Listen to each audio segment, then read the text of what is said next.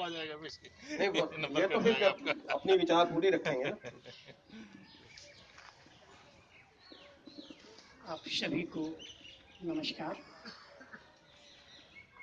चर्चा के लिए आज है कि सुख क्या है, दुख क्या है, और क्या हम सुखों की वृद्धि करके अपने दुखों को कुछ हद तक कम करने में एक और अगर सफल जोड़ होते सकें, हैं। सुख और दुख क्या बराबर रहते हैं?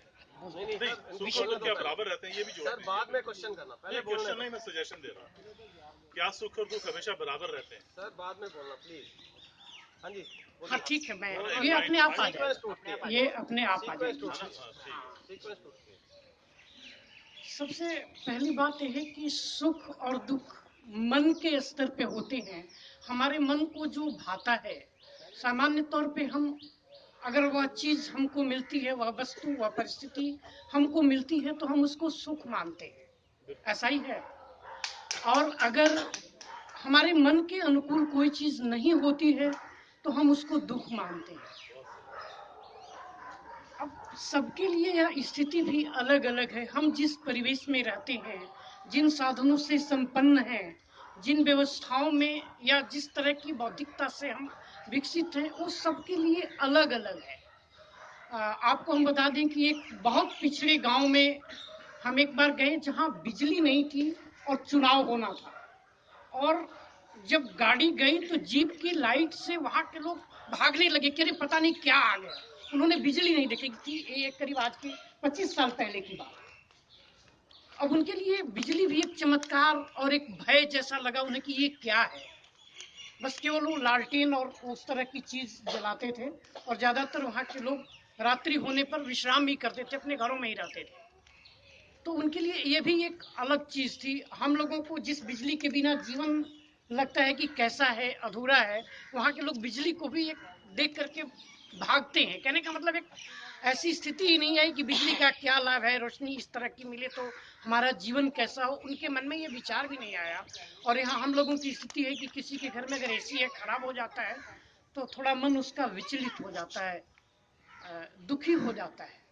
किसी के यहाँ कूलर है, किसी के यहाँ पंखा। हम कहते हैं किसी के यहाँ बिजली पंखा कुछ नहीं है, हाथ का ही पंखा है, अगर वह टूट जाता है, नहीं खरीदा है, तो भी उसकी मनोदशा हो जाती है कि बताओ आज पंखा भी नहीं है, बड़ा तकलीफ है। सबकी स्थिति इस मायने में थोड़ी अलग हो जाती है। और दूसरी चीज यह है कि सुख के साधनों से संपन्न होने के बाद भी, जैसे हमारा मन थोड़ी देर के लिए शरीर से जुड़ा है, हमें भूख लगी या कोई इच्छित पदार्थ खाने की इच्छा हुई, हमने खाया, खाने के बाद फिर मन बहुत आगे नहीं बढ़ता है। हम अगर एक रसगुल्ला खाते हैं, दो खाते हैं, फिर पहले के बाद वो खाने की इच्छा घटती जाती है।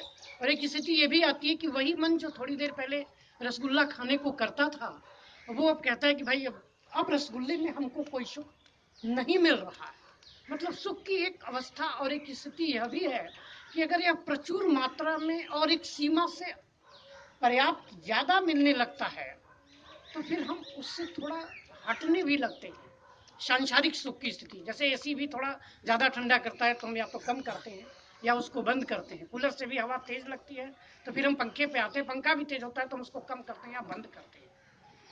तो संसार में ऐसा ही है, चाहे वह शरीर का हो चाहे मन का। एक ही परिस्थिति एक व्यक्ति को दुखी कर देती है, एक को सुखी। अगर कोई व्यक्ति सन्यासी है, उसको जीवन के भोगों से या और भी शारीरिक सुखों की कोई आवश्यकता नहीं है, तो उसको जब उस तरह के भोग के पदार्थ या भोग की वस्तुएं व्यक्ति मिलते हैं तो उसके मन में पीड़ा होती है। और वही एक भोगी व्यक्ति, अगर उसको वह चीज मिलती है तो वो बड़ा सुखी अनुभव करता है। और उसको दुख होता है कि बताओ ऐसी परिस्थिति आई, हमको इस परिस्थिति से लड़ना पड़ेगा, हमको इसमें ऊर्जा खर्च करनी पड़ेगी कि हम इस परिस्थिति से कैसे दूर हों, कैसे हटें। तो हम सभी के लिए, आपके लिए, हमारे लिए, जिसकी जो मानसिक अवस्था है, बौद्धिक अवस्था है, जो भी सोच उसकी बनी हुई है, उसके अनुकूल कोई चीज मिलती है तो असुखी अनुभव करता है, नहीं मिलती है तो दुखी अनुभव करता है।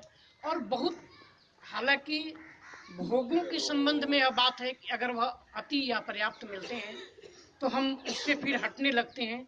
लेकिन अगर कोई आध्यात्मिक दिशा में या कोई ऐसे सुख की जहाँ व्यक्ति, वस्तु या परिस्थिति की आवश्यकता नहीं है, ऐसे सुखों की तरफ बढ़ता है जिसको हम आनंद की श्रेणी में भी आगे बढ़ने पर ले जाएंगे।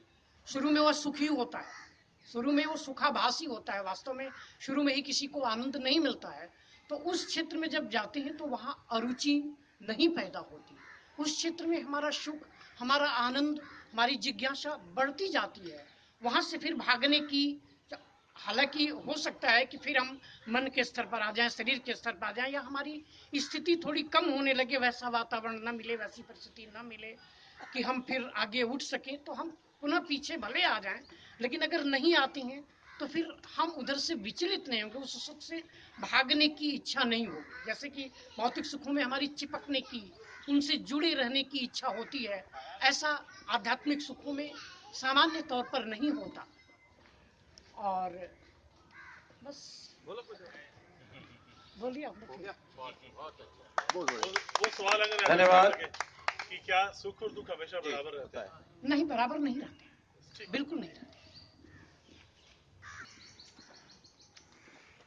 ठीक आ रहा है। हाँ जी, बोलिए बोलिए। आप सबको बहुत बहुत नमस्कार। अरोड़ा जी को धन्यवाद जो ये मंच देते हैं सबको अपनी बात कहने का।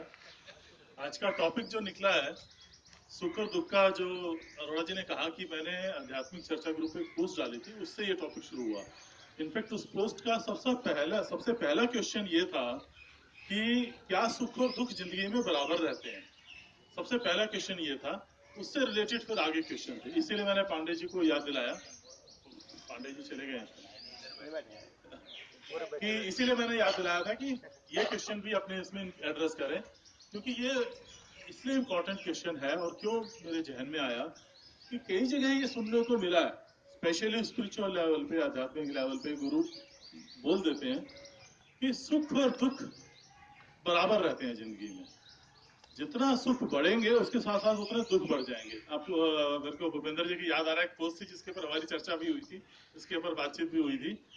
तो क्या ये प्रैक्टिकल है, क्या ये व्यवहारिक है, या ये सब थ्योरेटिकल बात है? ये हम अपने जीवन से, अपने जीवन के अनुभव से जाने या क्या वाकई में जितना हम सुख बढ़ाते हैं साथ साथ दुख बढ़ते हैं, या एब्सोल्यूटनेस है। मतलब ऐसा नहीं है कि जिंदगी में सुख बढ़ाते हैं तो वाकई में सुख बढ़ते हैं, या सुख हम नहीं बढ़ाते या हमें किस्मत से मिल जाते हैं तो सुख का स्तर। इसको एक तरह से ऐसा कहें, इसी सवाल को अगर और ठीक से समझें, अगर हम अपने जीवन को देखें, बचपन से अब तक देखें, हमारे सर्कमस्टांसेस बहुत तरह के चेंज हुए। कभी बिजनेस अच्छा था, कभी खराब था, कभी हमारा स्वास्थ्य अच्छा रहा, कभी खराब रहा, कभी हमारे संबंध, रिश्तेदारी, दोस्ती, लोगों से हमारा सर्कल में अच्छी इमेज रही, कभी खराब रही, या इस तरह के उतार चढ़ाव पैसे के, बिजनेस के आते रहे। और क्या हम ये देखें कि सुख का अगर लेवल देखें, क्या बचपन से अब तक हमेशा एक जैसा रहा है या हमने उतार चढ़ाव देखे हैं? ज्यादातर हम देखेंगे जैसे अचानक अच्छी नौकरी मिली तो हमारा सुख का लेवल बढ़ जाता है, नौकरी छूट गई, बिजनेस एकदम से बैठ गया, या तबीयत एकदम ज्यादा खराब हो गई, तो कहीं बॉडी में पेन है, कमर में पेन है। मतलब अभी हम सिर्फ बात कर रहे हैं भौतिक और संसारिक सुखों की और दुखों की बात कर रहे हैं। तो जनरल ऑब्जर्वेशन में ये आता है कि सुख और दुख का अगर हम इंडेक्स बना लें, सपोज ये इंडेक्स बना लें कि जो सबसे ज्यादा दुखी मन की स्थिति है, संसारिक या मन की स्थिति भी छोड़ दें, संसारिक स्तर पे सबसे ज्यादा दुख की स्थिति उसको 0 मान लें और सबसे ज्यादा सुख की स्थिति 10 मान लें। अभी मैं कहता हूँ 0 का मतलब समझ लीजिए कोई आदमी, उसको खाने को भी पूरा नहीं मिलता, छत भी उसके पास नहीं है, कपड़े भी आधे अधूरे हैं, होमलेस पोजीशन में है, ना कोई उसका सोशल सर्कल है, ना कोई एंटरटेनमेंट है, ना कोई स्टेटस है, कोई बात अपने मन की किसी को कह नहीं सकता। एक वो स्टेटस है जिसको हम कहें कि वो संसारिक सुख के लेवल पे वो लगभग 0 पे है। और एक इंसान जिसने जिंदगी के हर क्षेत्र में सफलता पाई है, एजुकेशन भी अच्छी है, उसका हेल्थ भी अच्छा है, समझ लो वो ब्यूटीफुल भी है, और उसके परिवार में लोग उसकी बात सुनते हैं, उसकी इज्जत करते हैं, मतलब सुख तो सारे हैं ही, साधन तो सारे हैं ही, उसके पास पैसे की भी जितनी जरूरत है उतना है, कोई पैसे की कोई कमी नहीं है, उसके पास आने जाने के साधन, एंटरटेनमेंट के साधन, समाज में अपनी बात कहने की बात, और in general respect, friend circle, social life, parties, ये सब है। और उसका अपना मेंटल हेल्थ भी बड़ा अच्छा है, कोई डिप्रेशन स्टेट में नहीं है, बड़ा जनरली देखे तो हमेशा खिलखिलाता है, जोक्स करता है। उस स्थिति को मान ले 10, तो हम अपने जीवन में देखें तो हम जीवन में चलो 0, 1, 2 में तो शायद हम लोग लकी हैं, इतने नहीं रहे होंगे, पर हम देखें कि सुख का लेवल देखें तो 3, 4 से लेकर के 9, 10 तक वेरी करता रहा है टाइम टू टाइम। और हम आज भी देखें, हम जितने लोग यहाँ बैठे हैं, अगर उस इंडेक्स के ऊपर, उस मेजरमेंट के ऊपर अपना देखें तो किसी का लेवल 4 होगा, 5 होगा, 6 होगा। तो एकदम से ये देखा जाए तो इसका मतलब कि ऐसा नहीं है कि सुख बढ़े तो दुख भी बराबर बढ़े। जैसे पांडे जी ने कंक्लूडिंग स्टेटमेंट में कहा कि नहीं, ऐसा नहीं है, सुख और दुख कम ज्यादा होते हैं, सुख के साथ दुख बराबर आएगा, ये बात अनुभव में तो नहीं आती है। अनुभव में ये आता है कि हमारा सुख और दुख बदलता है, हमारे जीवन में भी बदला है, और हम सब लोगों का भी अलग है, इंसानों का अलग है। आई थिंक सभी लोग इस चीज से सहमत नजर आते हैं। एक्चुअली 3 चीजें हैं, सुख दुख एक चीज है जीवन में, दूसरी चीज है खुशी, तीसरी चीज है आनंद। हम इन तीनों चीजों को समझेंगे और तीनों चीजों का क्या संबंध है, इसको आज जानने की कोशिश करेंगे। क्या हुआ टाइम? अच्छा, फास्ट कर देता हूँ। पॉज दे दो, पॉज, PAUSE। ओके ओके, ये नया संदर्भ आ गया ना, ठीक ठीक ठीक, समझ गया मैं तो आपकी इसी बात। में थोड़ा सा पॉज दे दें ताकि सबकी हाजिरी लग जाए इस विषय पे। फिर जिनके पास समय होगा, क्योंकि बीच में से 1-2 सज्जन कुछ कह रहे थे कि भी मित्तल साहब ने भी कोई डिमॉन्स्ट्रेशन देना था, ठीक है। तो आज उनसे हम थोड़ी सी आगे चाह रहे हैं। उन्होंने 3-4 दिन पहले अनाउंस भी करवाया था और समय भी लिया था, कारपेट भी नीचे बिछाया हुआ है, और मैं थोड़ा दुविधा में हूँ कि क्या करूँ, तो थोड़ा सा इसलिए पॉज आपसे मांग लें। तो ये आज बोलने की मेरी इच्छा थी। एक तो ये था कि सुख और दुख क्या बराबर रहते हैं, तो उसमें एक कंक्लूजन ये आया, सभी की सहमति लग रही है कि सुख और दुख जिंदगी में ऊपर नीचे होते रहते हैं। दूसरा था कि खुशी क्या है, खुशी और सुख का क्या रिलेशन है। तीसरा आनंद क्या है, आनंद और खुशी का क्या रिलेशन है। इसको नेक्स्ट टाइम या हम बाद में करेंगे, आज या अगर आज ही टाइम मिला तो इसको तो बात करेंगे, तब तक हम औरों के विचार इसी बात पर। बिल्कुल सही है जो भी अग्रवाल साहब ने कहा। अभी हमने पॉज लिया थोड़ा सा, है ना, इन्होंने समाप्त नहीं किया अपने विचार। मैं इस विषय में जो कुछ भी अग्रवाल साहब ने बोला, एक छोटी सी विनती कर रहा हूं। अगर मेरा सवाल गलत होगा तो जवाब ठीक हो सकता है,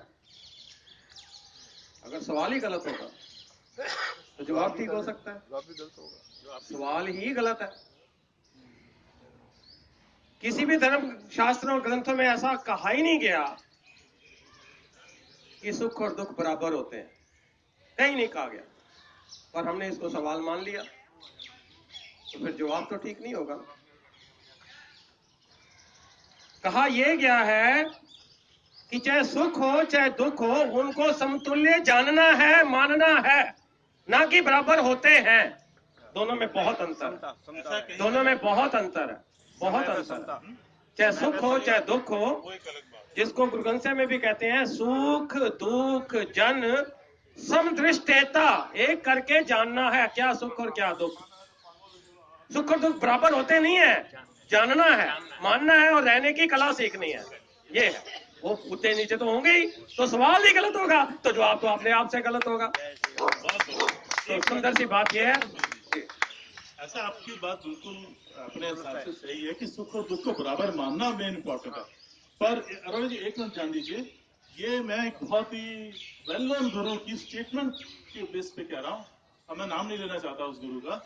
उसकी स्टेटमेंट में था कि जितने सुख बढ़ेंगे उतने दुख बढ़ेंगे, और सुख और दुख हमेशा बराबर रहेंगे। और ये सिर्फ ये नहीं, मैंने बचपन में भी अपने पेरेंट्स से सुना था कि सुख और दुख हमेशा उनका पलड़ा बराबर रहता है, उसी संदर्भ में बात थी। तो कोई भी सवाल गलत नहीं हो सकता, क्योंकि कहीं भी कोई बेसिस है उसका।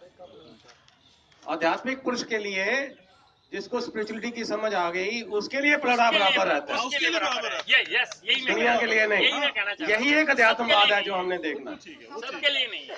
तो अभी ना सबका मन कर रहा है, विषय इतना सुंदर है, चलिए। वो कह रहे हैं